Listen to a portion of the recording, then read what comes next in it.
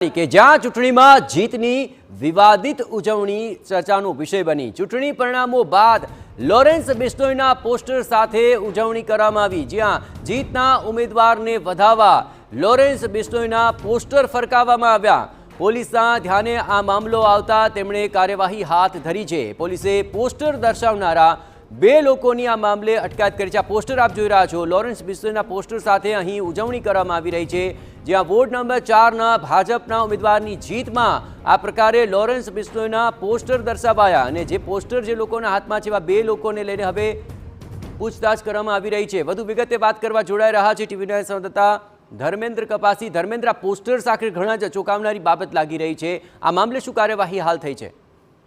જે પ્રકારનો મામલો અમદાવાદ નગરપાલિકાની મતગણતરી પછી જે વોર્ડ નંબર 4ના જે વિજેતા ઉમેદવાર હતા અને તેમનું વિજય સરઘસ નીકળ્યું હતું, તે દરમિયાન બે યુવકો દ્વારા લોરેન્સ બિશ્નોઈના બે પોસ્ટર સાથે વિજય રેલીમાં તેઓ પણ જોડાયા હતા અને જે પોસ્ટર હતા તે હવામાં ફરકાવતા કેટલાક લોકો દ્વારા વિડીયો પણ વાયરલ કરવામાં આવે છે। મહત્વની બાબત એ છે કે સ્થાનિક પોલીસ સ્થળ પર જ હાજર હોય, તેમના ધ્યાને સમગ્ર મામલો આવતા મહેમદાદ પોલીસ મથકના અધિકારીઓએ ત્વરિત એક્શન લઈ અને બંને યુવકોની અટકાયત કરી તેમને પોલીસ સ્ટેશને લઈ જવામાં આવ્યા, પોસ્ટર જપ્ત કરવામાં આવે છે। બીજી તરફ વાત કરવામાં આવે તો ખેડા એસપી દ્વારા તપાસના આદેશ પણ આપવામાં આવે છે। પોસ્ટરો ક્યાંથી લાવવામાં આવ્યા હતા, ક્યાં પ્રિન્ટ કરવામાં આવ્યા હતા અને આચારસંહિતા ભંગ સહિત કઈ પ્રકારની તેમની સામે જે ફોજદારી કાર્યવાહી છે તે કરી શકાય છે, તે પ્રમાણેની તપાસ બાદ કાર્યવાહી કરવામાં આવશે। જયેશ,